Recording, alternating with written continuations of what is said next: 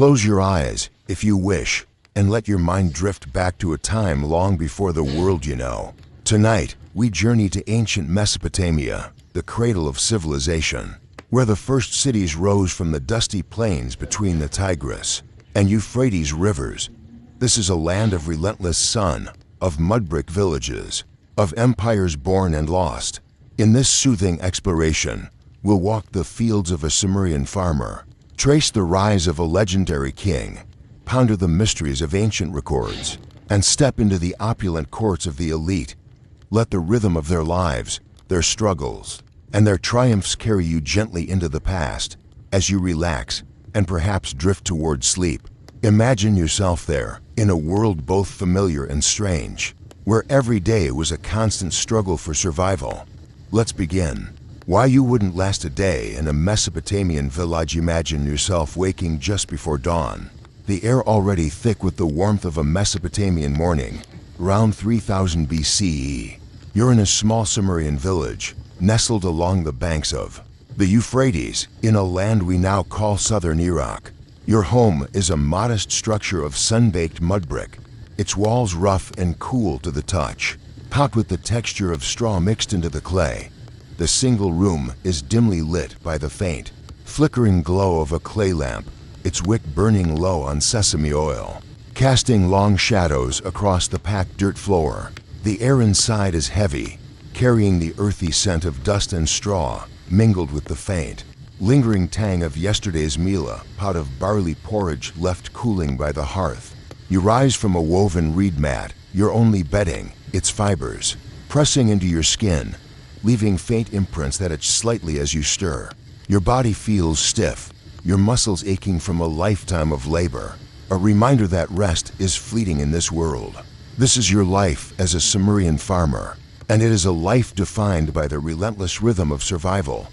Bound to the land and the river, you stretch, feeling the creak of your joints, and pull on a simple kilt made of coarse linen, its fibers scratching against your skin, worn and patched from years of use. The kilt is tied with a belt of twisted reeds, rough against your waist, and you slip your feet into sandals woven from palm fronds, their edges fraying from constant wear. As you step outside, the first rays of sunlight pierce the horizon, bathing the village in a soft, golden glow. Your village is a cluster of mudbrick homes, their flat roofs crowded with drying crops, barley, lentils, and dates, or the occasional sleeping family seeking the cooler night air. The air hums with the faint sounds of stirring life, the low bleating of goats tethered nearby, the creak of a wooden cart being pushed along a rutted path, the distant murmur of a neighbor fetching water from a communal well. The ground beneath your feet is dry and powdery, kicking up small clouds of dust with each step, and the air carries the faint, musky scent of livestock and the sweet decay of riverbank reeds. Your day begins with urgency, for the fields await, and the rhythm of your life is dictated by the needs of the barley crops that sustain your village. You walk along a narrow, dusty path toward the fields, passing other farmers already at work, their silhouettes bent against the rising sun.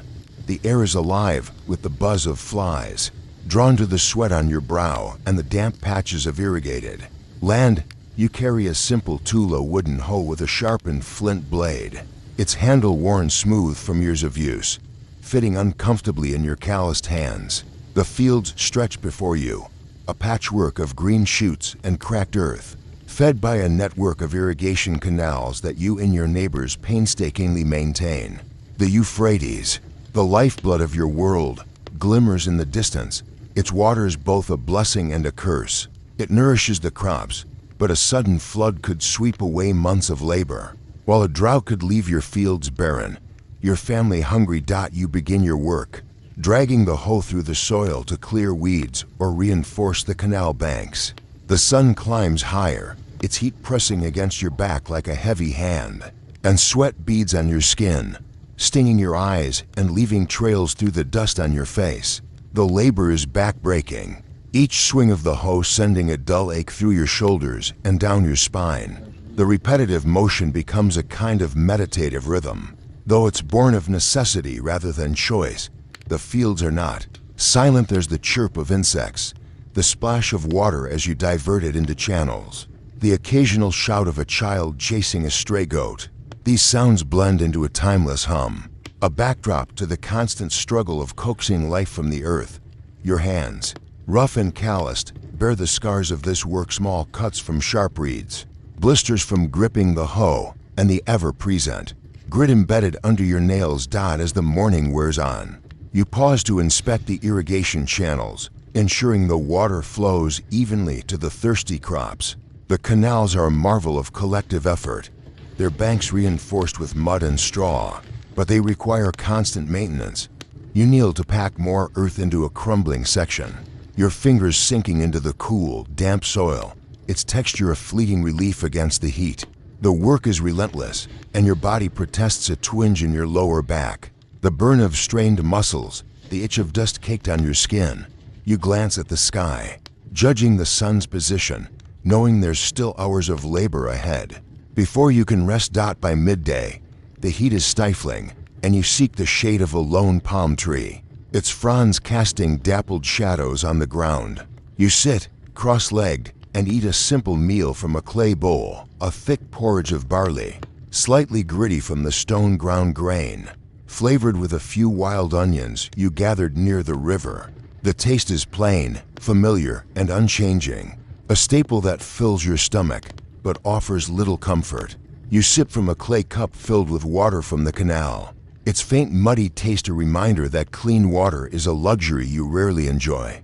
As you eat, you feel the weight of the day's labor settling into your bones, the dull ache in your shoulders, the soreness in your hands. Flies buzz around you, persistent and maddening, and you brush them away with a weary hand. The brief rest is a necessity, not a luxury, for the fields demand your return. You rise and resume your work, now turning to the task of weeding the barley fields. The shoots are fragile, easily choked by wild grasses, and you move carefully, pulling weeds by hand or slicing them with your hoe. The sun beats down, and the air shimmers with heat, carrying the faint, sweet scent of ripening barley mixed with the earthy tang of the riverbank. Your thoughts drift to the constant fear that hangs over you like the sun itself, the fear of crop failure. If the harvest falls short, you'll have little to offer the temple or the city's granaries, which demand a share of your yield as tax. Falling behind could mean borrowing grain at terms that bind you to years of debt, or worse, facing the overseers who enforce the city's laws. You've heard whispered tales of farmers driven to desperation, their fields seized, their families forced to labor for others. Even in good years, the work is unending, repairing tools, mending canal banks, guarding against pests like locusts that could strip your fields bare in hours. The river, for all its gifts, is unpredictable. You've seen its waters swell without warning, swallowing fields in a muddy torrent, or recede to a trickle, leaving the earth cracked and lifeless. You pause to wipe your brow, gazing at the Euphrates in the distance, its surface glinting like polished bronze. It's both your lifeline and your adversary, and you've learned to respect its power. You recall stories of neighbors who lost everything to a flood, their homes reduced to sodden ruins, their crops buried under silt. Yet you have no choice but to rely on its waters, to pray to the gods and, in Lil, Enki for balance, for mercy. As the afternoon wanes, you turn to another task, harvesting reeds from the riverbank to repair your home's roof or weave new mats. The reeds are tall and sharp, cutting your hands as you work, and the marshy ground sucks at your feet, leaving them caked in mud. The air here is thick with the scent of damp earth and decaying vegetation, and mosquitoes hum around you, their bites adding to the day's discomfort. You work methodically, bundling the reeds, knowing they'll serve as both shelter and tool. In the days to come, the labor is slow, deliberate, and your body feels heavier with each passing hour. As evening falls, the air cools slightly, though it remains heavy with the scent of earth and smoke from village hearths. You return home, your sandals slapping against the dusty path, your kilt stiff with dried sweat and dirt. Your family awaits in the small mudbrick house, their faces lit by the soft glow of the hearth. You share a quiet meal, more barley porridge, perhaps with a handful of dried dates for sweetness, a rare treat. The clay pots clink softly as you eat, and the conversation is sparse, shaped by exhaustion and the weight of tomorrow's tasks. The walls of your home offer little comfort, their rough surfaces cold against your back as you sit. Outside, the village settles into silence, broken only by the occasional bark of a dog or the cry of a night bird. You lie down on your reed mat, the fibers creaking under your weight, and stare up at the low ceiling, its mudbrick surface cracked. From years of heat and rain, sleep comes quickly, not because you're at peace, but because your body demands it. The stars outside burn bright in a sky unmarred by city lights, but you have little time to gaze at them. Tomorrow will bring the same routine, the same struggle, the same rhythm of survival, a cycle as unending as the flow of the Euphrates. This was the life of a Sumerian farmer, a life of toil and resilience, where every day tested your endurance against the land, the river, and the demands of survival. As you imagine yourself drifting back to the present, let the weight of their struggles linger, a quiet reminder of the human spirit's persistence. We'll carry this sense of endurance forward as we turn to our next story, one of ambition and conquest, of a man who rose from nothing to shape an empire. The rise and fall of Sargon of Akkad. As the sun sets over the Sumerian village, where the rhythm of labor shapes every day. Let your mind drift to a different figure in this ancient world, a man whose name would echo through the ages, not for his toil in the fields, but for his ambition to forge something greater. This is the story of Sargon of Akkad, a man who rose from obscure beginnings to become the architect of the world's first empire, uniting the fractious city-states of Mesopotamia under a single banner. His life, woven with legend and tempered by the challenges of power, unfolds slowly, a tale of resilience and vision told in the quiet, reflective tones of history. Settle in, and let this story carry you deeper into the past, as the details of Sargon's journey unfold like the gentle flow of the Euphrates. Imagine a time around 2330 for BCE, when the city-states of Sumer, Uruk, Lagash stood as independent powers, each vying for dominance, their rulers clashing over fertile lands and trade routes. Into this fragmented world, a child was born, his origins shrouded in mystery. According to the tales etched in cuneiform, Sargon's story begins with a humble, almost mythical birth. His mother, said to be a priestess, bore him in secret and placed him in a reed basket, sealing it with bitumen to protect him from the river's current. She set him adrift on the Euphrates, entrusting his fate to the gods. The basket drifted through the reeds, carried by the river's gentle sway, until it was found by a water drawer named Aki, who raised the boy as his own. This tale, whether truth or legend, paints Sargon as a child of destiny, touched by the divine yet rooted in the simplicity of the land. As a young man, Sargon grew up in the shadow of Kish, a powerful city-state. He was not born to wealth or status, but to a life of service, perhaps tending gardens or carrying water, his hands roughened by labor much like the farmers of the villages we've explored. Yet within him burned a quiet ambition, a spark that set him apart. The records are sparse, but they suggest he found favor with the king of Kish, perhaps as a trusted servant or a cupbearer, a role that placed him close to power. The city of Kish was a bustling hub, its mudbrick walls enclosing markets filled with the chatter of traders, the scent of spices, and the clink of copper tools. Here, Sargon learned the ways of politics and war, observing the rivalries between city-states, the delicate balance of alliances, and the ever-present threat of betrayal.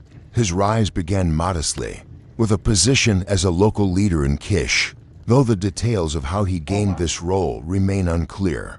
Perhaps it was his cunning, his ability to inspire loyalty, or simply the favor of fortune. By his early adulthood, Sargon had gathered followers, men drawn to his vision of a unified Mesopotamia. He looked beyond the walls of Kish to the fractured landscape of Sumer, where cities like Uruk and Umma waged petty wars over water rights and borders. The constant struggle for dominance weakened them all, and Sargon saw an opportunity. With a small but loyal band, he began to challenge the established order, his actions deliberate, his strategies patient. His first great conquest was the city of Uruk, a jewel of summer with its towering ziggurat and bustling markets. Imagine Sargon standing before its gates, not with the fanfare of a conqueror, but with the quiet determination of a man who knew the weight of his ambition. The battle for Uruk was not a single clash, but a series of maneuvers, sieges, negotiations, and alliances that wore down its defenses. When Uruk fell, Sargon did not raise it but claimed its loyalty, appointing trusted allies to govern while preserving its temples and trade. This was his genius, not destruction, but unification, binding cities to his will through a mix of force and diplomacy. From Uruk, Sargon's reach extended, city by city. Lagash, Nippur, falling under his banner.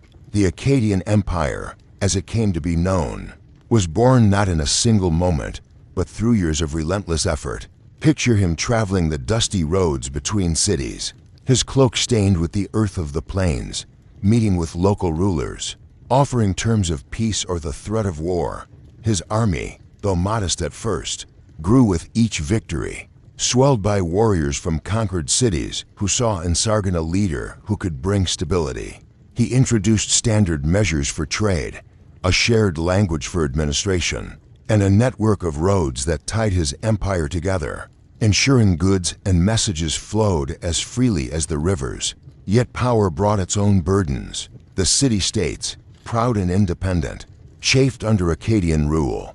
Rebellions flared, particularly in the south, where Sumerian rulers demanded tribute, their loyalty often wavering.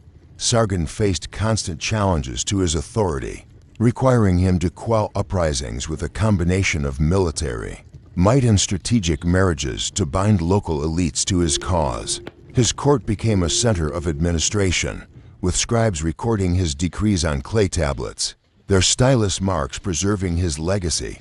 But the rebellions persisted, a reminder of the fragility of his empire. Imagine him, late in his reign, standing on the walls of Akkad, his capital, gazing out over the plains, knowing that his dream of unity could unravel with a single misstep.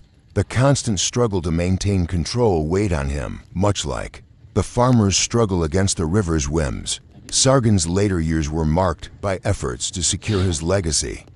He appointed his daughter, Enheduanna, as high priestess of Ur, a role that blended spiritual and political power. Her poetry, some of the earliest known in history, praised the gods and her father's reign, etching his name into the cultural memory of Mesopotamia. But the empire he built was vast and unwieldy, stretching from the Persian Gulf to the northern mountains. Maintaining it required constant campaigns, draining resources and lives. The records speak of battles where lives were lost, not in glorious triumph, but in the slow, grinding cost of ambition. Sargon's enemies were many rival kings, resentful nobles, and distant tribes who saw his rule as an imposition. Yet he pressed on, driven by a vision of a world where the river's bounty could be shared, not fought over. His death, around 20 to 79 BCE, is shrouded in as much mystery as his birth. Some say he died in battle, others in his palace, surrounded by advisors and wealth. What is certain is that his empire faltered without him. His sons, Rimush and Manishtushu, faced rebellions, and within a century, the Akkadian Empire began to fracture, its cities reclaiming their independence. Sargon's legacy, though, endured not in the empire's borders, but in the idea of unity, a vision that would inspire later rulers. As you picture him, a man of humble origins who dared to dream beyond the fields, let his story settle into your mind, a tale of ambition tempered by the weight of power. As we leave Sargon's world, where empires rose and fell like the tides of the Euphrates, we turn to a different kind of legacy, one not of conquest, but of mystery. The Sumerian king list, a record etched in clay, holds secrets that still puzzle those who study the past. Let's explore its enigmatic tales as the night carries us deeper into history's quiet embrace. The mystery of the Sumerian king list. As the story of Sargon fades, his empire a fleeting mark on the vast canvas of Mesopotamia. Let your mind drift to a quieter enigma, one etched not in conquest but in the delicate scratches of his scribes. Stylus, we turn now to the Sumerian king list, a cuneiform record that blends history and myth, whispering tales of kings who ruled for thousands of years. This ancient text, discovered on crumbling clay tablets, offers a window into how the Sumerians saw their past, a past where gods and mortals intertwined, where time itself seems to stretch beyond comprehension. As we explore this mystery, let the gentle rhythm of its questions and the allure of the unknown guide you deeper into the soothing embrace of history, perfect for drifting toward sleep. Imagine a scribe, seated in the dim light of a mudbrick room in the city of Nippur, around 2000 BCE. The air is thick with the scent of damp clay and burning oil. The only sounds the soft scratch of his reed stylus against a tablet, and the distant hum of the bustling city. Before him lies the task of recording the Sumerian king list, a chronicle of rulers who governed the cities of Sumer and Akkad. From the dawn of time to the scribe's own era, the tablet, still soft and pliable, captures names, reigns, and cities, each entry a thread in the tapestry of Mesopotamian memory. But as we read this list today, uncovered by archaeologists in the sands of modern Iraq, it raises more questions than answers. Why do some kings reign for tens of thousands of years? Was this a historical record, a religious text, or something else entirely? Let's wander through its mysteries as the past unfolds like a dream. The Sumerian king list begins with a claim that sets it apart from any modern history book: kingship. It says, was lowered from heaven to the city of Eridu. The first kings, like Ululim of Eridu, are said to have ruled for 28,800 years, their reigns stretching into a mythical past. Picture Eridu, a city of mudbrick ziggurats and shimmering canals, where the first ruler sat, perhaps as a priest-king, mediating between gods and people. The list names 8 such kings before a great flood, a deluge that mirrors stories found in later traditions, like the Epic of Gilgamesh or the Bible. These antediluvian kings, with their impossible reigns, seem to belong to a realm of legend. Yet the list transitions seamlessly to more familiar names, like those of Uruk and Kish, where reigns shrink to decades, closer to human lifespans. This blend of myth and history is the heart of the list's enigma, a puzzle that invites us to wonder without demanding answers. Archaeologists have unearthed fragments of the king list on multiple tablets, some found in Nippur's temple archives, others scattered across ancient cities like Larsa and Babylon. Picture the moment of discovery. A modern excavator, brushing away centuries of dust, reveals a cracked tablet, its wedge-shaped script still legible. These tablets, dating from the early 2nd millennium BCE, vary slightly in their details. Some add kings, others omit them, but they share a common thread: a desire to connect the present to a divine past. Scholars have pored over these fragments, piecing together a timeline that spans centuries, yet the long reigns defy logic. One theory suggests these numbers were symbolic, perhaps tied to Sumerian mathematics, which used a base 60 system. A reign of 28,800 years could be a poetic exaggeration, a way to honor a ruler's greatness by assigning numbers that evoke eternity. Or perhaps they reflect a cultural belief in a golden age, when gods walked among men, their reigns measured, not in years but in cosmic cycles. Another possibility is that the king list served a political purpose. Imagine a ruler in a later dynasty seeking to legitimize his power by commissioning a scribe to record a lineage stretching back to divine origins. He could claim his rule was part of a sacred tradition. The list often notes when kingship moved from one city to another: Kish to Uruk, Uruk to Ur, as if power itself was a gift passed by the gods. This could have been propaganda, a way to unify rival cities under a shared history, much as Sargon sought to unify them through conquest. Yet the list's tone is not boastful. It is methodical, almost serene. listing names and numbers with the precision of a temple ledger. This calm recitation, etched in clay, makes it a perfect subject for our journey tonight, its mysteries unfolding. Without urgency, inviting contemplation rather than resolution, the archaeological context deepens the enigma. Excavations at sites like Nippur have uncovered not just the king list, but thousands of cuneiform tablets, records of trade, laws, and prayers. These tablets, stored in temple libraries, suggest a culture obsessed with recording, preserving knowledge for posterity. Yet the king list stands out. Its blend of fact and myth defying easy categorization. Some kings, like Gilgamesh of Uruk, appear both in the list and in epic poetry. Their reigns 126 years for Gilgamesh, blurring the line between history and legend. Archaeologists have found evidence of real cities mentioned in the list, like Uruk's massive walls or his royal tombs, but no trace of the antediluvian kings. Were they purely mythical, or do they hint at a forgotten prehistory, lost to floods or time? The absence of answers is part of the list's allure, a quiet invitation to ponder the unknown. Consider the cultural practices woven into this mystery. The Sumerians revered their gods An, Enlil, Inanna, and saw their kings as intermediaries, chosen to maintain cosmic order. The king list reflects this, framing kingship as a divine gift. Its longevity a sign of favor, yet it also hints at human fragility. As cities rise and fall, their rulers replaced by new dynasties. The scribes who wrote it, laboring in the flickering light of their lamps, were not just historians, but storytellers, weaving a narrative that gave meaning to their world.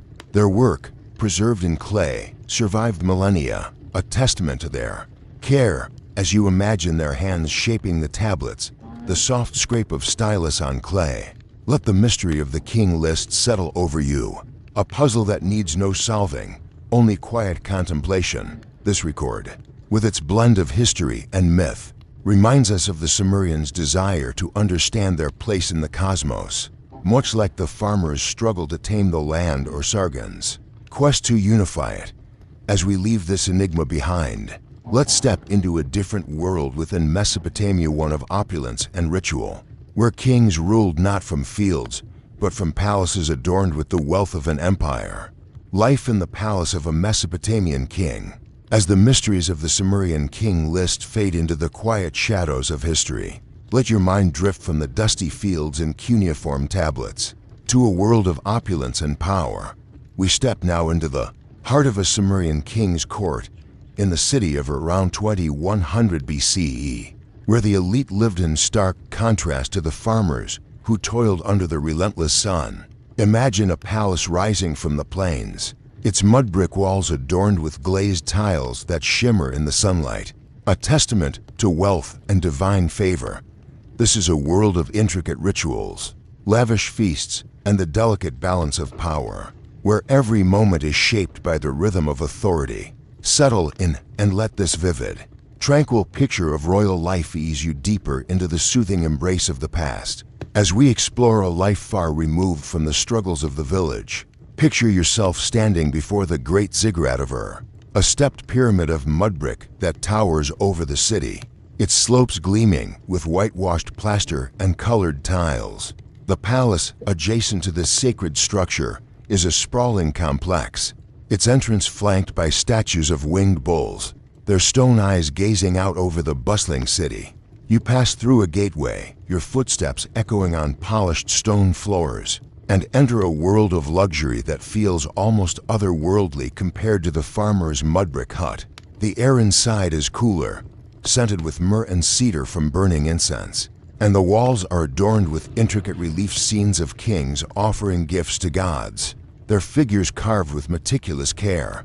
The palace is alive with quiet activity, the soft rustle of linen robes, the murmur of scribes recording taxes, the distant pluck of a lyre played by a court musician. As a king in this world, your day begins not with labor but with ritual.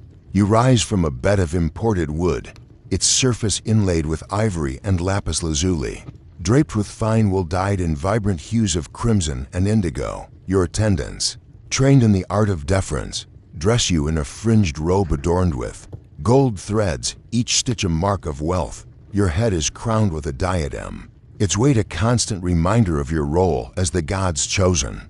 You step into a private chamber for the morning's offerings, where priests await with bowls of barley and dates, their prayers rising like the smoke of incense toward the heavens. The ritual is precise, unhurried, a daily act of maintaining cosmic order, ensuring the God's favor for your city and its people. Your meals are a far cry from the farmer's barley porridge.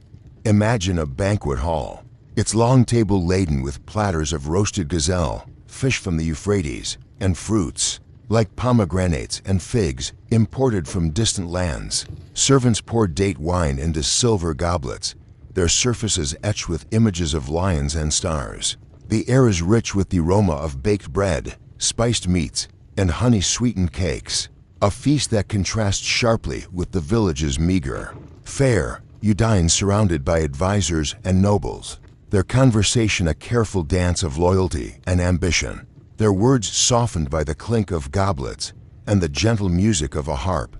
Yet even here, the weight of rule is ever present. Every bite, every gesture is watched by those who seek your favor or your downfall. Your role as king extends beyond ceremony. You spend hours in the palace's audience hall, a grand space with high ceilings and walls painted with scenes of victory. Here, you hear petitions from merchants seeking trade privileges, or priests requesting funds for temple repairs. Your scribes, seated at low tables, record each decision on clay tablets, their styluses scratching in a rhythm as steady as the river's flow. You oversee a bureaucracy that manages the city's wealth, grain from the fields, wool from the herds, and tribute from vassal cities. The palace is a hub of administration, its corridors filled with officials carrying tablets or baskets of goods. Yet this power comes with a cost. You must navigate alliances, quell dissent, and appease the gods, whose displeasure could bring famine or invasion. The palace itself is a marvel of engineering and beauty. Its courtyards are shaded by date palms, their fronds swaying in the breeze, and small canals bring water to gardens of tamarisk and myrtle, their scents mingling with the dust of the city. You walk these gardens in the evening, the air cooling, as the sun dips below the horizon, casting long shadows across the tiled pathways. Your family, wives, children, and kin live in private quarters, their lives governed by the same rituals and expectations. Your chief wife, perhaps a princess, from a rival city, oversees the household, her influence subtle but profound. The palace is a world unto itself, yet it remains tethered to the city, its wealth built on the labor of farmers like those we met earlier. This life of luxury, though, is not without its burdens. The king's role is precarious, balanced between divine duty and human rivalry. You consult omens daily, priests examining the livers of sacrificed sheep to predict the future, their findings whispered in hushed tones. A poor harvest, a rebellious governor, or a distant enemy could threaten your rule. The palace, for all its splendor, is a place of vigilance, where loyalty is tested and power is never secure. Yet in these moments of quiet, as you stand on a balcony overlooking the city's lights flickering like stars, you feel the weight of history, the same history that binds you to the farmers, the scribes, and the gods. This was the life of a Mesopotamian king, a life of opulence and responsibility, where every act was a thread in the tapestry of empire. As we leave this gilded world, let its images linger, the shimmer of tiles, the scent of incense, the rhythm of ritual as we reflect on the broader sweep of Mesopotamia's story. Conclusion: we've journeyed tonight through the heart of ancient Mesopotamia, a land where the rivers shaped both life and destiny. From the dusty fields of a Sumerian farmer, where every day was a quiet struggle against the earth, to the rise of Sargon, whose ambition forged an empire, we've seen the resilience of those who built the cradle of civilization. The Sumerian king list, with its blend of myth and history, invited us to ponder the mysteries of a people who sought to understand their place in the cosmos. And in the opulent courts of we glimpsed a world of power and ritual, a stark contrast to the toil of the village. As you lie in the comfort of the present, far from the heat of the Mesopotamian sun or the weight of a king's crown, let these stories settle over you like a soft blanket. The past, with its rhythms of struggle and triumph, reminds us of the enduring human spirit. Rest now and let the gentle flow of history carry you into sleep. Beyond the pyramids, the overlooked lives of ancient Egyptians, sand, sickness, and survival. Imagine, if you will, waking with the first pale light of dawn in a small, mud-brick home. This is not the grand palace of a pharaoh, adorned with precious metals and vibrant murals, nor the richly painted, silent tomb of a noble, awaiting eternity. This is the dwelling of an ordinary Egyptian, perhaps a farmer, a simple structure built from the very earth it stands upon, baked hard by the sun. Its walls offer a modest shelter from the elements, cool in the deepest hours of night, but already beginning to absorb the coming day's warmth. Your bed is a simple mat woven from reeds, resting directly on the packed earth floor, a surface that breathes with the faint, earthy scent of damp clay and the dry, mineral tang of the surrounding landscape. The air, even at this early, hushed hour, carries the faint scent of dust, omnipresent and finely textured, mingling with the subtle, sweet aroma of brewing grain, and the distant, ever-present promise of heat that will soon envelop the land. As you stir from slumber, the sounds of the village slowly begin to unfurl, a gentle awakening symphony. The distant bray of a donkey, a resonant, almost melancholic call, cuts through the quiet. Soon, the soft murmur of human voices begins to rise, a low hum that speaks of neighbors preparing for their day. Perhaps you can discern the rhythmic thud of grain being pounded in a nearby courtyard, the steady, purposeful cadence echoing the timeless nature of daily sustenance. Your day, like countless days before, and countless days yet to come, is meticulously dictated by the sun's unwavering journey across the sky. From its radiant emergence over the eastern desert, to its fiery descent in the west, and by the relentless, life-sustaining demands of the fertile land. There is a deeply ingrained predictability to this rhythm, a comforting certainty in the repetitive cycle of labor and rest, guided by the very cosmos. Step outside into the nascent warmth, the gentle caress of the rising sun on your skin. The fertile black land, a deep, rich expanse of topsoil, deposited year after year by the benevolent annual inundation of the Nile, stretches before you. It is a vibrant, verdant contrast to the stark, unforgiving red land of the desert beyond, a realm of barren rock formations, endless sand dunes, and the whispered secrets of eternity. This stark visual dichotomy, black against red, life against desolation, was not merely a geographical feature, but a fundamental concept deeply embedded in the Egyptian worldview. Your primary task, the absolute foundation of your very existence, and that of your family, is agriculture. You might be diligently cultivating barley or emmer wheat, the two fundamental cereal grains that would be meticulously ground into the coarse, sustaining bread that formed the cornerstone of every meal, and skillfully brewed into the thick, nutritious beer that was both beverage and vital source of calories. The tools at your disposal are simple, yet profoundly effective.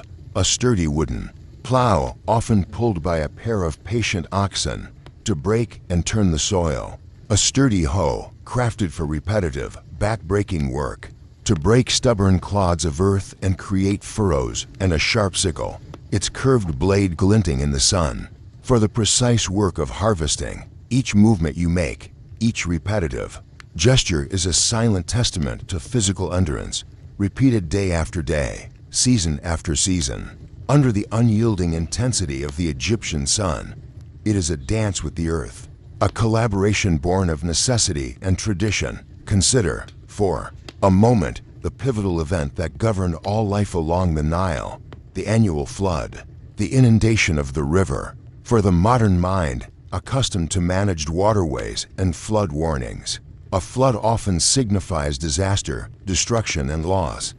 But for the ancient Egyptian, it was precisely the opposite. It was a divine blessing, the very lifeblood of their civilization, a miraculous renewal you would watch, with a complex mix of anticipation for the bounty it promised and a subtle trepidation for the temporary disruption it brought. As the river began its majestic swell, slowly, inexorably, it would overflow its banks, a vast sheet of life-giving water spreading across the floodplain, depositing rich, black silt onto the fields, a natural, annual fertilization that negated the need for complex soil management.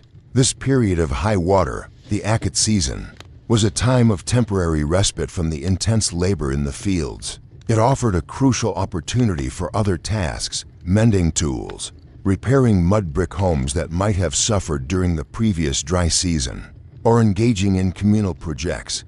But it was also a period of intense vigilance, ensuring your village and precious property were protected from the rising waters, perhaps by reinforcing small dikes or moving livestock to higher ground.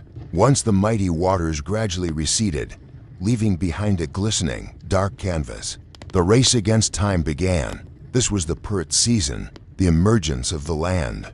It was a furious, concerted effort to plant the precious seeds in the newly enriched, still damp soil before the ground hardened again under the relentless sun, ensuring the success of the vital harvest to come. Life, then, was an intricate, constant negotiation with the environment, a perpetual dance with its rhythms and challenges. The pervasive dust and sand were inescapable companions, an intrinsic part of the very air you breathed. Carried by the desert winds, they settled on everything, on your skin, on your simple linen garments, finding their way into food, into the crevices of your home, and even into your breath, a constant fine grit. This ever-present atmospheric element profoundly shaped daily routines, simple acts, such as carefully covering food to protect it from airborne particles, or the constant need for personal hygiene, rudimentary as it was, involving perhaps a splash from a water jar or a rub with fine sand for exfoliation, were not luxuries, but necessities, part of the ingrained daily practice of existence. Beyond the immediate, physically demanding toil of daily life, the unseen, insidious threat of disease loomed large, an invisible adversary often far more formidable and relentless than any human foe. Clean drinking water, as we know it today, purified and easily accessible, was an unimaginable luxury. The Nile, while undeniably life-giving and the source of all prosperity, also carried parasites, bacteria, and viruses within its waters, especially after the flood when stagnant pools formed. Common ailments, easily diagnosed and treated with modern medicine, could be utterly devastating in ancient Egypt. Bilharzia, also known as schistosomiasis, contracted from microscopic parasites released by freshwater snails living in the irrigation canals, was endemic. It caused chronic pain, internal bleeding, and a debilitating lethargy, slowly eroding strength and shortening lives. Eye infections, such as trachoma, exacerbated by the constant dust, the abundance of flies, and the lack of proper hygiene, were tragically widespread, often leading to agonizing discomfort and, in many cases, permanent blindness. Life expectancy was considerably shorter than in the modern era, perhaps averaging only into the late 30s or early 40s. The loss of children to illness, from diarrheal diseases to respiratory infections, was a tragically common and heartbreaking experience, a quiet sorrow carried in countless hearts, a testament to the fragile nature of life in a world without antibiotics or vaccines. Yet, despite these profound hardships and the constant presence of potential suffering, life was not without its deeply ingrained rhythms and simple, profound pleasures. The construction of your humble home, though built from readily available mudbrick, often included thoughtful design elements suited to the climate. A crucial feature was frequently a rooftop area, sometimes accessed by an external staircase. This elevated space provided a slightly cooler, more airy place to sleep on sweltering summer nights, allowing you to escape the trapped heat of the interior.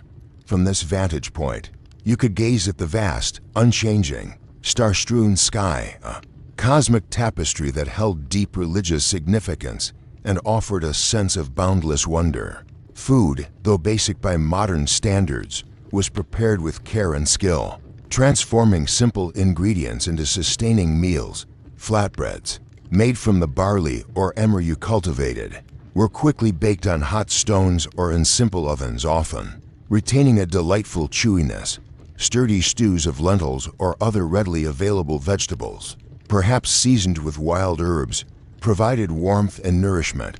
And when fortune allowed, fish from the Nile, a readily available protein source, would be caught and prepared. And of course, the ubiquitous beer, a thick, often cloudy, and highly nutritious brew, was not merely an alcoholic beverage but a fundamental dietary staple.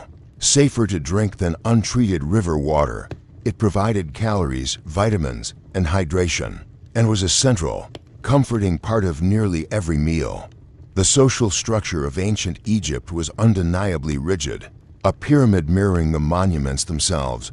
Yet within this framework, it also offered a profound sense of stability and belonging. You were, for the most part, born into your station, whether farmer, fisherman, potter, or craftsman, and that was, in all likelihood, where you would remain throughout your life.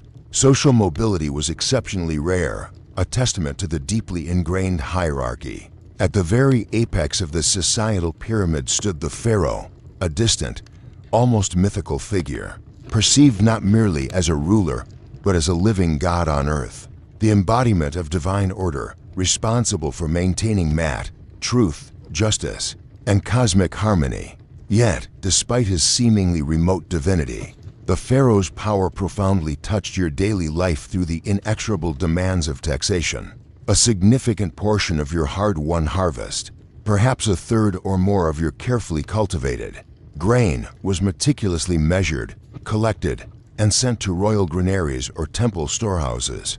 This was not viewed as an arbitrary burden, but as a reciprocal duty, contributing to the greater good of the kingdom and the sustenance of the divine order. Furthermore, your life could be interrupted by the possibility of corvée labor. Imagine being called away from your own fields, perhaps for weeks or even months at a time, to contribute your raw strength and labor to the pharaoh's grand, eternal projects, the quarrying of massive stone blocks from distant cliffs, the arduous hauling of these colossal stones across the desert plains, or the painstaking construction and maintenance of vital irrigation canals. This was undeniably a duty, often physically arduous and demanding, but for many, it was also a profound source of communal pride, a direct and tangible contribution to the eternal glory of Egypt and the divine legacy of the pharaohs.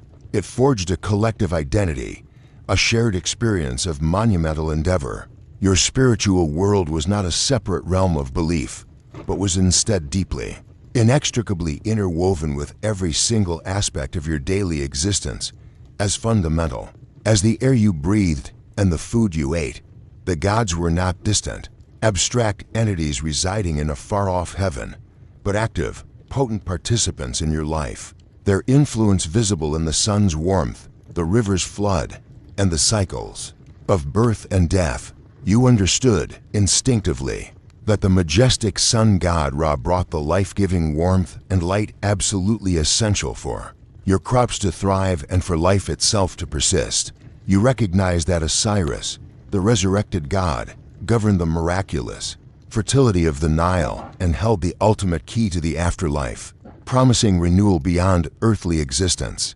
And you turned to Isis, the powerful and compassionate goddess, for protection, healing, and solace in times of need. Simple offerings might be left at a small, humble shrine within your home, a pinch of incense, a small loaf of bread, a fresh flower, a quiet, personal gesture of reverence. A silent prayer might be whispered for a good harvest, for the health and vitality of your beloved family, or for a safe and prosperous passage into the complex, beautiful afterlife. Death itself was a pervasive presence, a constant reminder of life's fragility. Yet the elaborate funerary rituals, carefully observed traditions, passed down through generations, and the deeply held, profound belief in a vibrant, eternal. Afterlife offered an immense comfort, a pervasive sense of hope.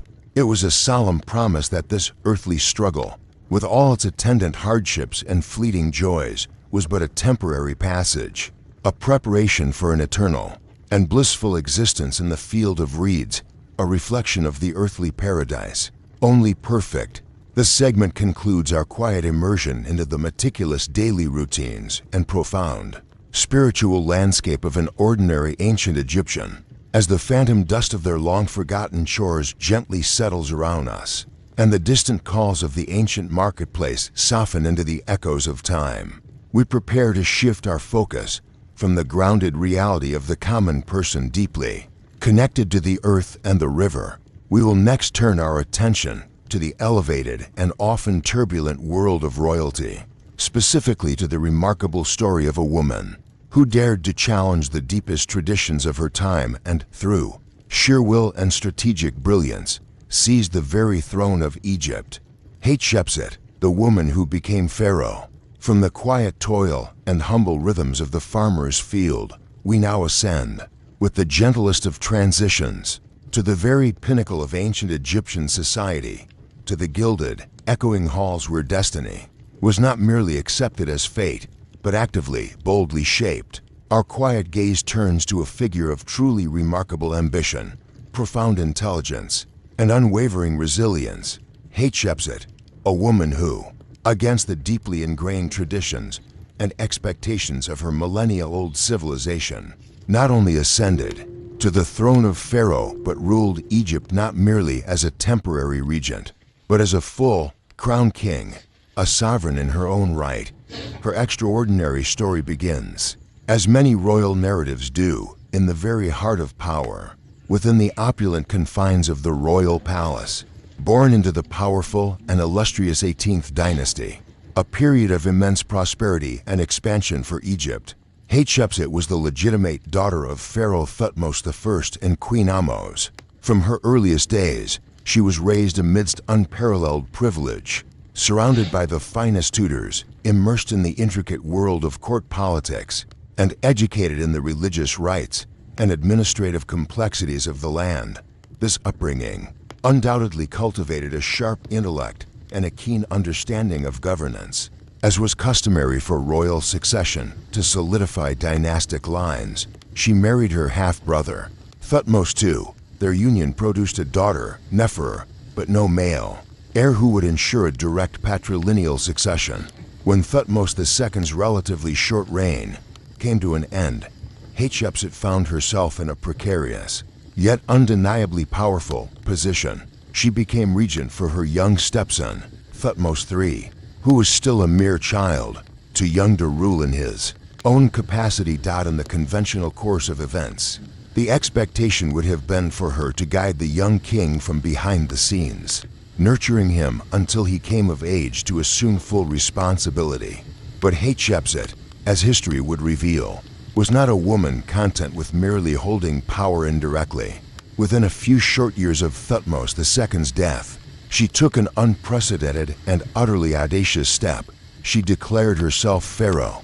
Imagine, for a moment, the sheer force of will, the political courage, and the astute maneuvering required to defy centuries, indeed millennia, of established tradition.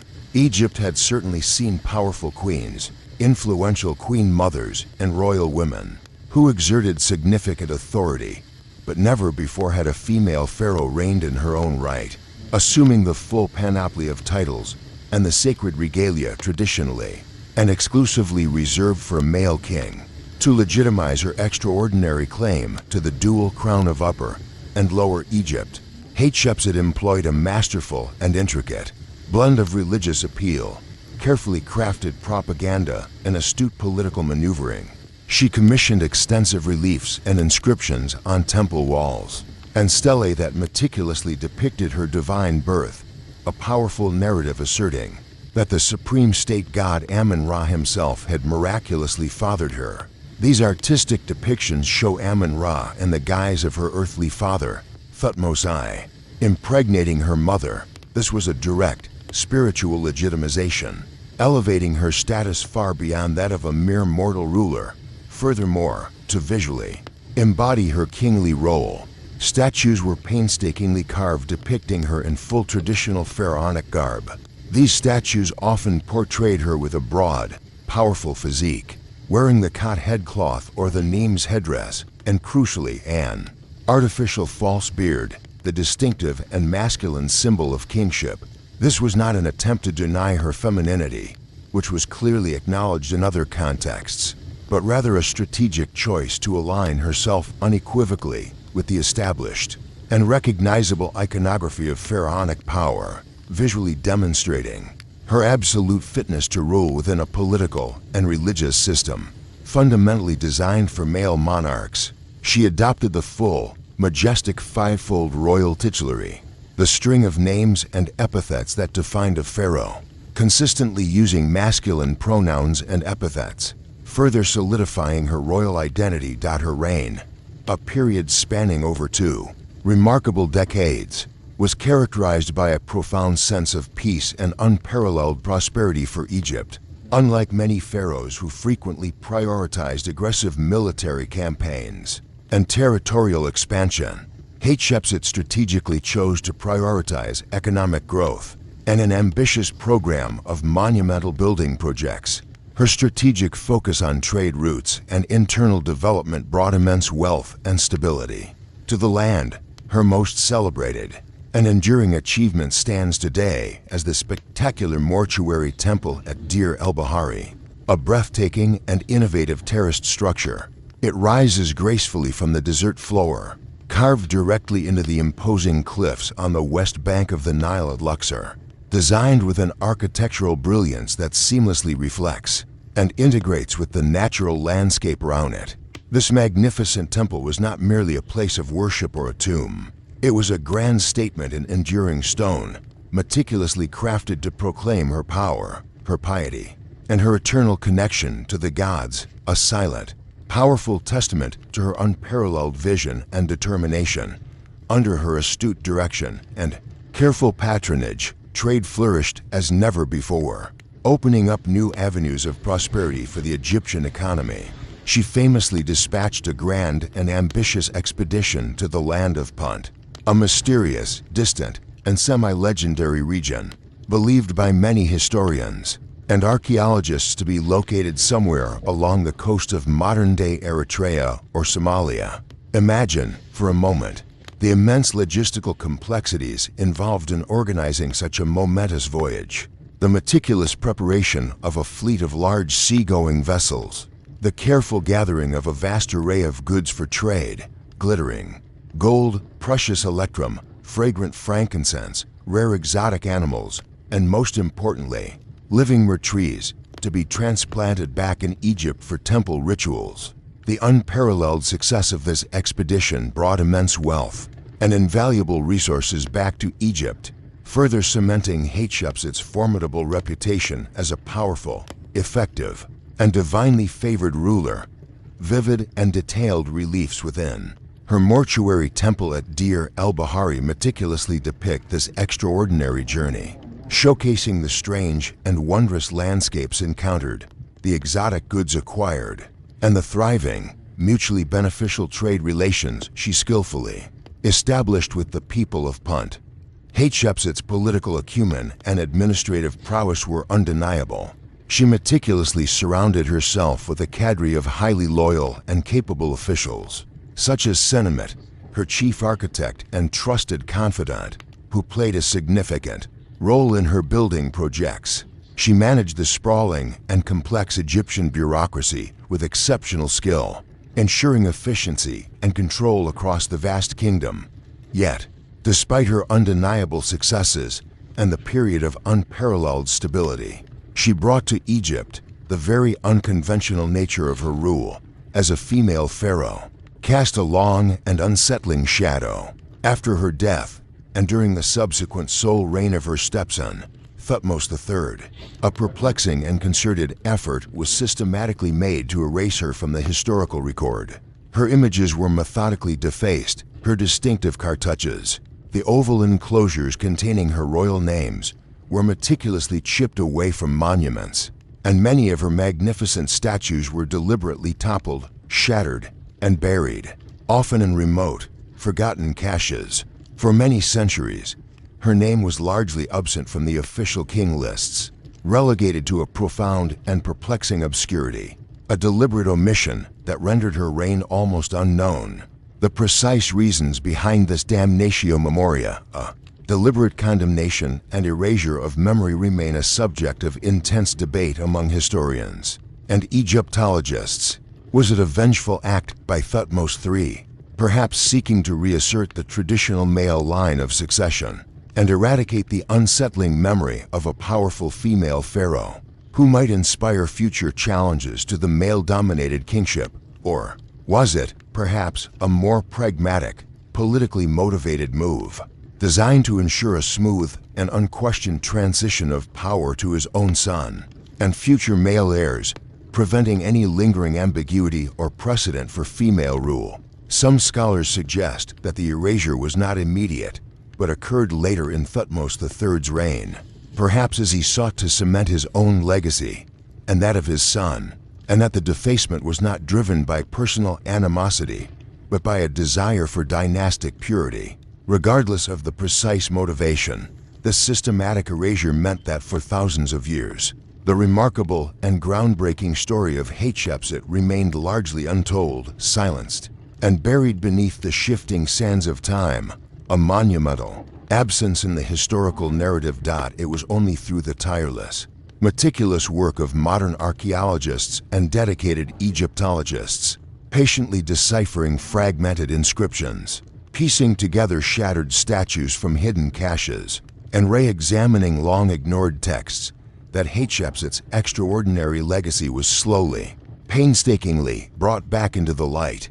Her story serves as a powerful and enduring reminder that history is often far more complex, its figures more nuanced, and its official narratives often incomplete or deliberately manipulated. She was a pharaoh of extraordinary will, who, through quiet determination, profound intelligence, and strategic brilliance, carved out a unique and profoundly prosperous reign, leaving an indelible mark on the annals of ancient Egypt, a testament to what one determined individual could achieve against all odds. As the echoes of Hatshepsut's remarkable reign, her triumphs, and her eventual erasure begin to softly dissipate, we now turn our attention from the grandeur of royal power in its fragile memory to a more abstract, yet equally profound, aspect of ancient Egyptian civilization, the very language that conveyed their deepest thoughts, their intricate beliefs, and their enduring history. We will now gently descend into the intricate beauty and enduring mystery of hieroglyphs, the very words of the gods themselves, the language of the gods, unlocking the secrets of hieroglyphs and ancient rituals. From the monumental achievements of pharaohs, etched and then sometimes erased from stone, we now turn our quiet attention to a more abstract, yet equally profound, aspect of ancient Egyptian civilization, their remarkable system of writing, the hieroglyphs. These intricate, elegant symbols, often referred to by the Egyptians themselves as Medu Netjer, meaning words of the gods, adorned the majestic walls of their temples, flowed gracefully across fragile papyrus scrolls, and were meticulously carved into the silent chambers of their tombs, carrying the very whispers of a complex civilization across the vast expanse of millennia. For many, many centuries after the last priest meticulously inscribed them, after the last hand understood their intricate dance of meaning, their profound significance was utterly lost, a silent, beautiful enigma, a profound mystery waiting patiently to be unraveled. Imagine, if you will, the experience of gazing upon a vast wall, or perhaps a fragment of a delicate papyrus, entirely covered in these strange and compelling carvings.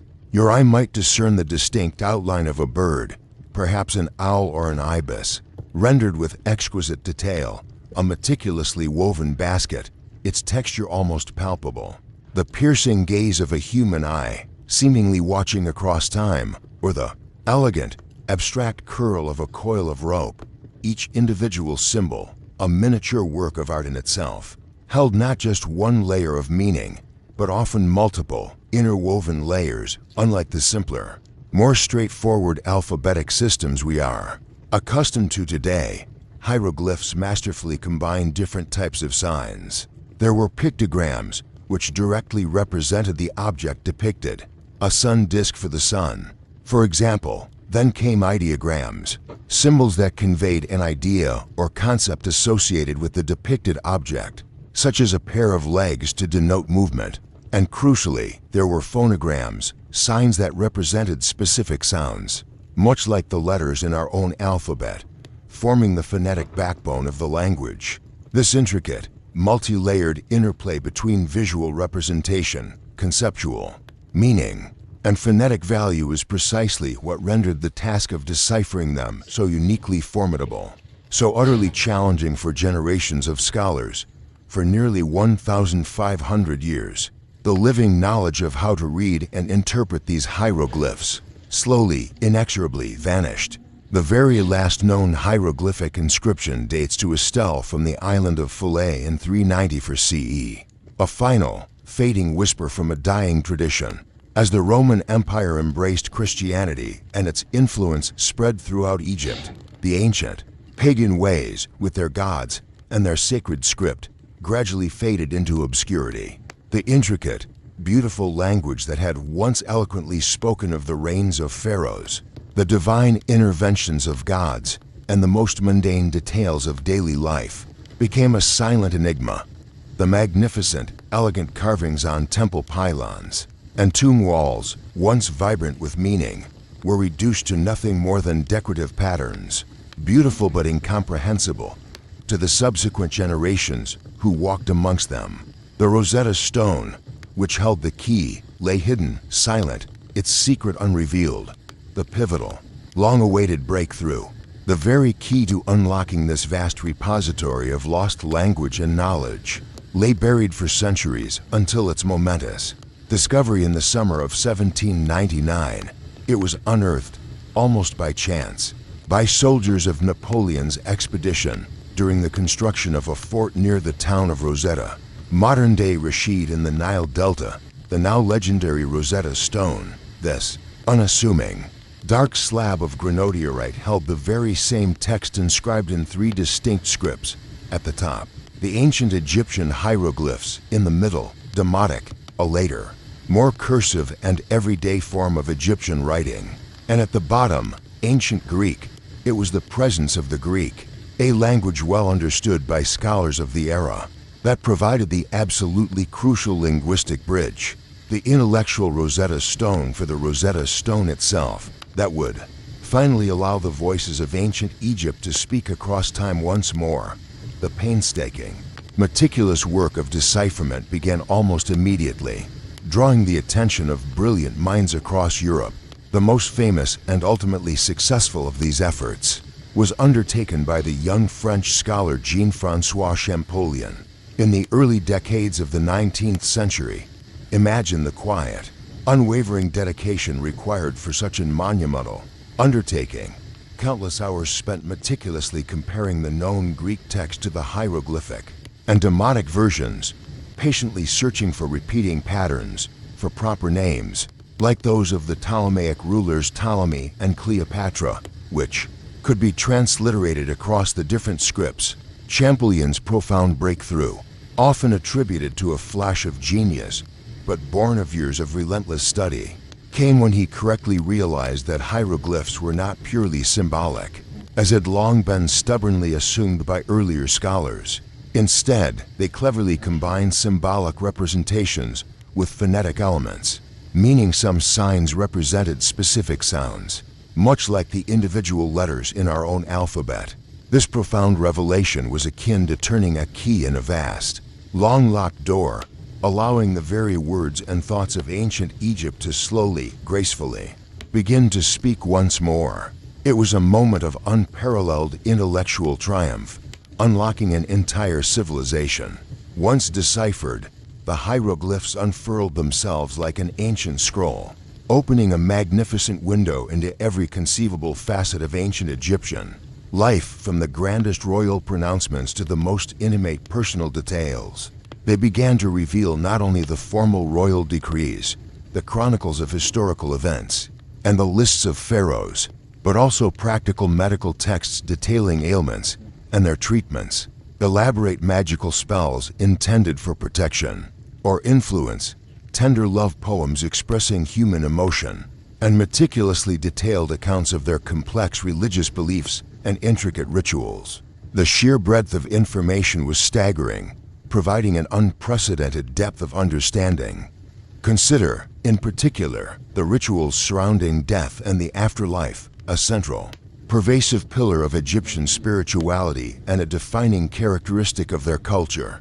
Through the meticulous study of hieroglyphic texts, like the renowned Book of the Dead, a modern term for a collection of spells and prayers, we gained an unparalleled understanding of their profound and deeply comforting belief in a perilous, yet ultimately hopeful journey to the field of reeds, a paradise where the deceased, if deemed worthy, would live eternally in a perfect reflection of their earthly existence, free from suffering. These sacred texts, carefully inscribed on papyrus rolls placed within sarcophagi, on linen shrouds, and directly onto tomb walls, were not merely decorative embellishments.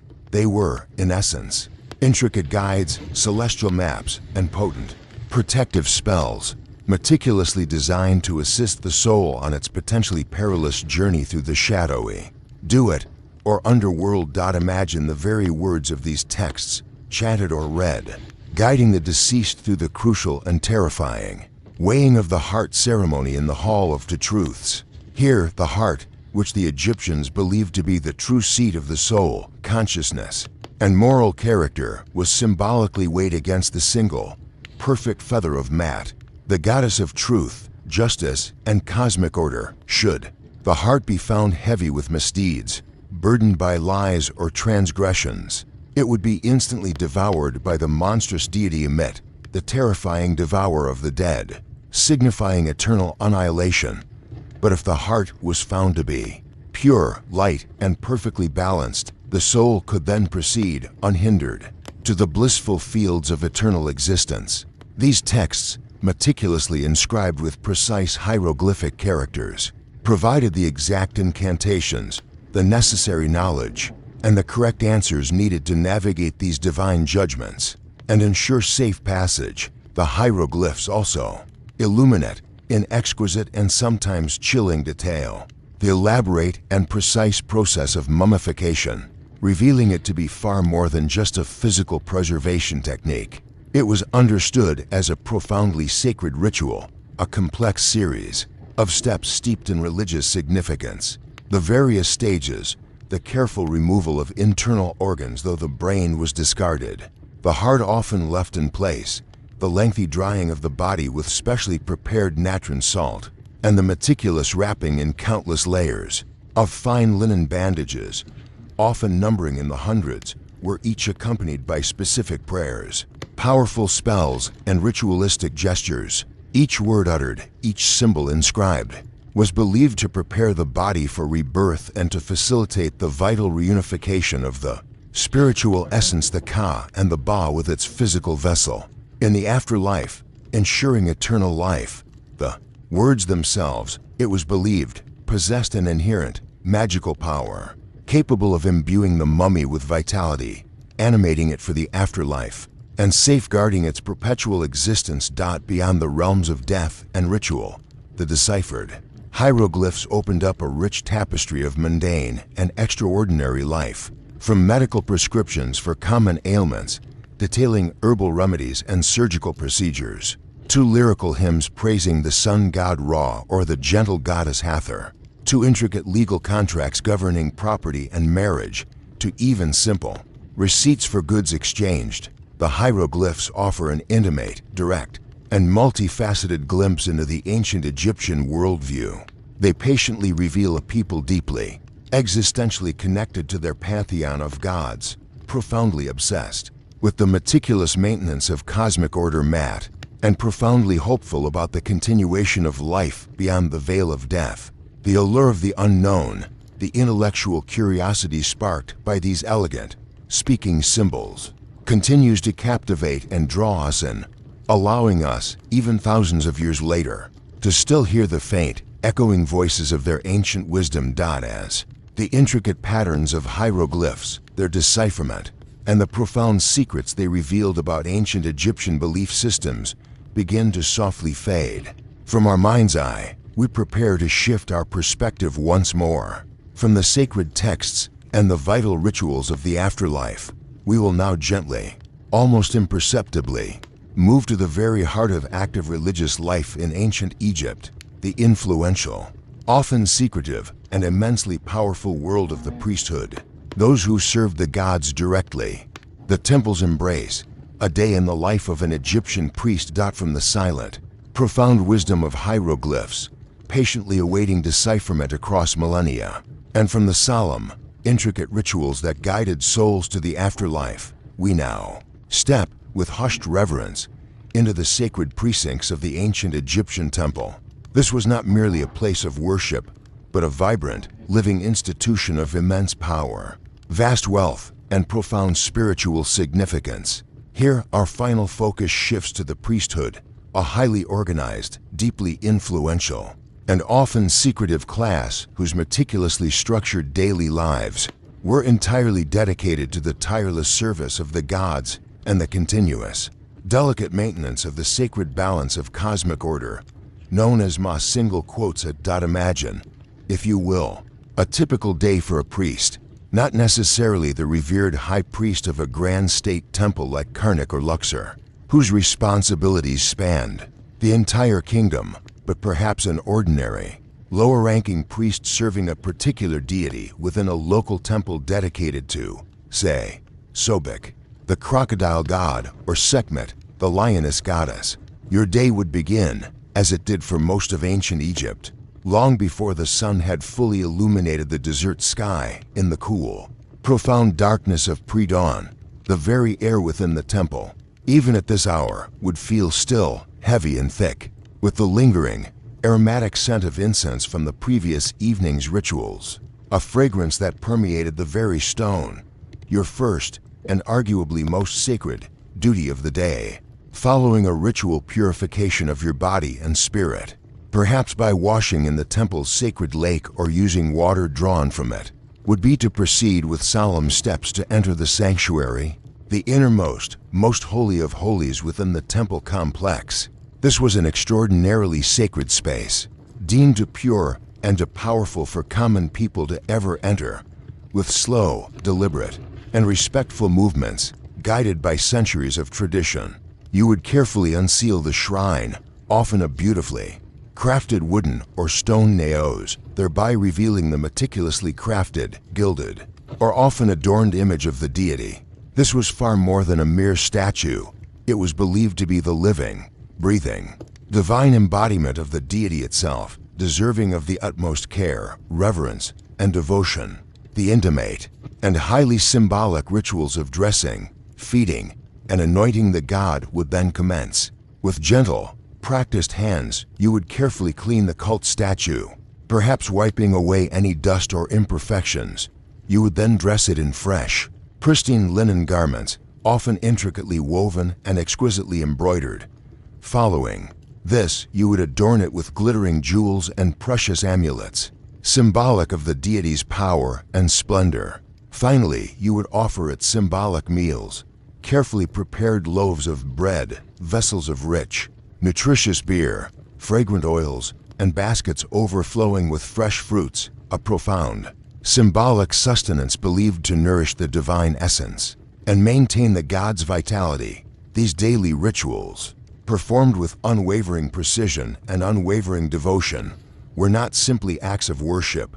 They were believed to literally sustain the god, ensuring its continued benevolence towards Egypt, its fertile lands, and the reigning pharaoh, thereby guaranteeing the very order of the cosmos. Each meticulous action, each whispered incantation, was a silent prayer, a sacred duty to maintain Mat itself. Beyond the inner sanctum, the broader temple complex was far from a silent, ethereal place. It was a remarkably bustling and vibrant hub of activity.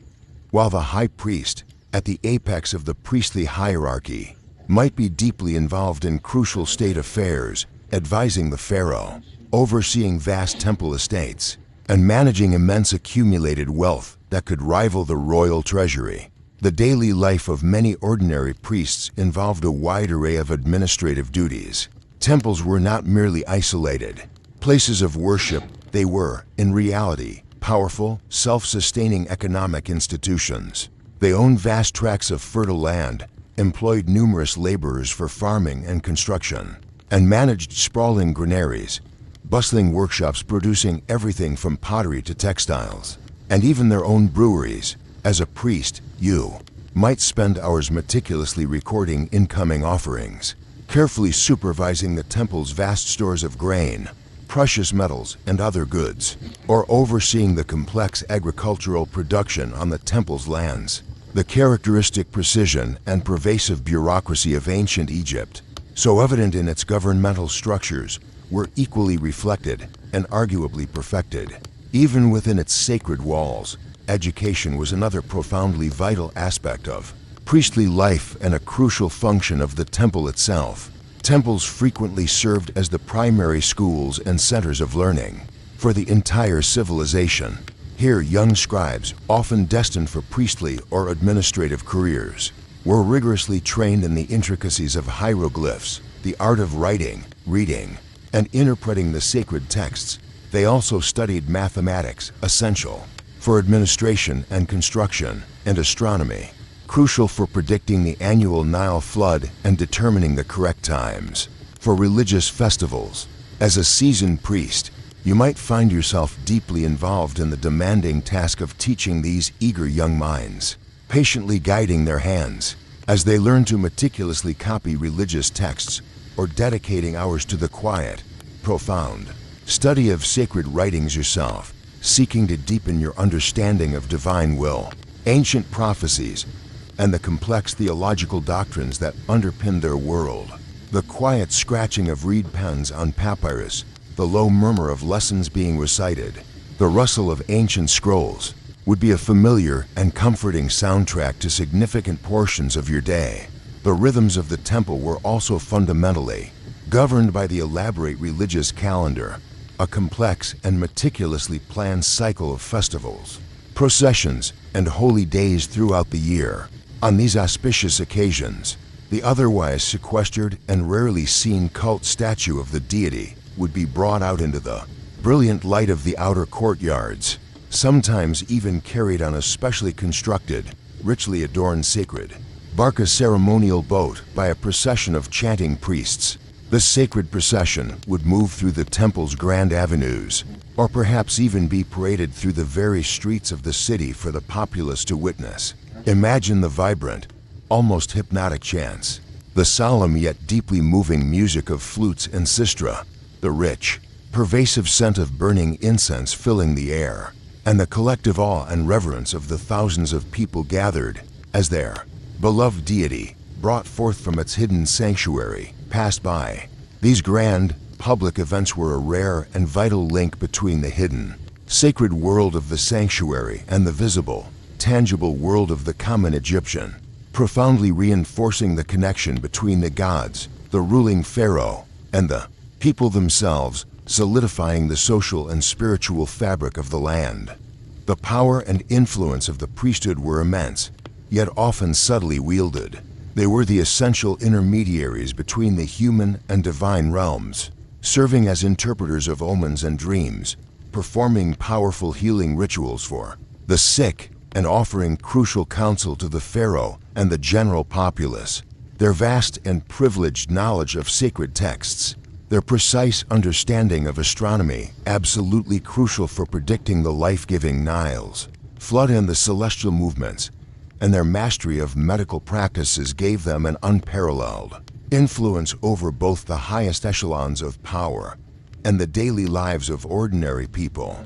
The significant power was, at times, inherently politically charged, with powerful high priests of major cults, particularly that of Amun-Ra at Karnak, sometimes rivaling, or even exceeding, the authority and wealth of the pharaoh himself, creating delicate balances of power within the kingdom.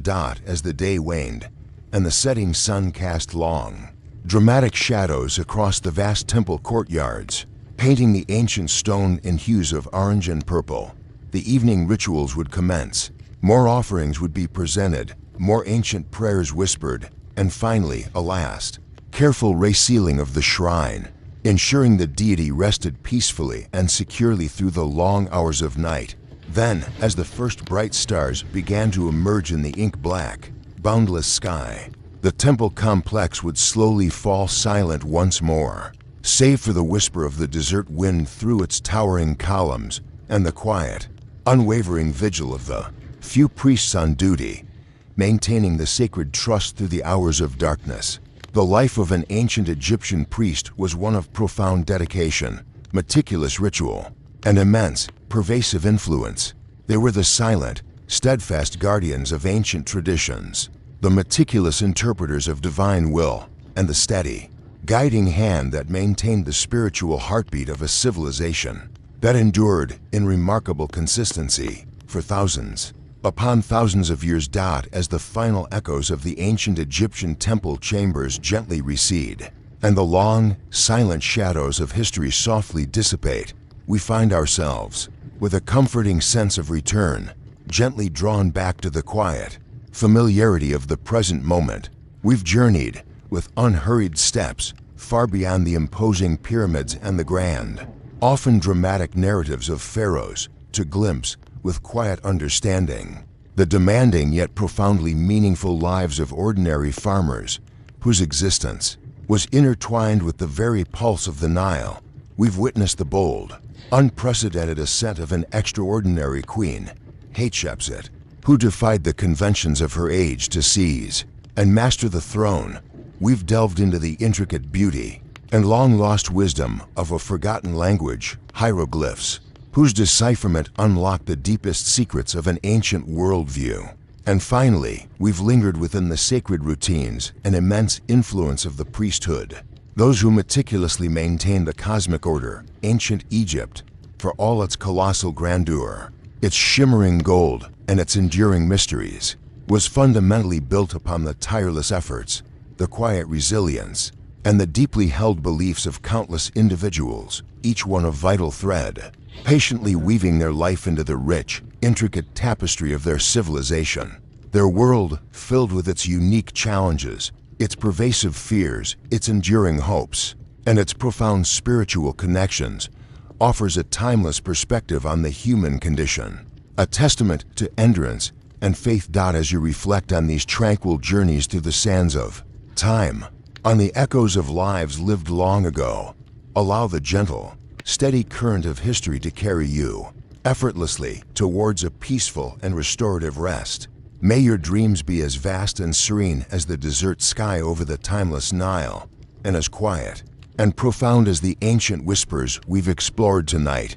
Until our next quiet journey into the fascinating, yet always calming, annals of boring history. For sleep, drift peacefully, knowing the long sleep of the ages holds many more stories yet to be softly told.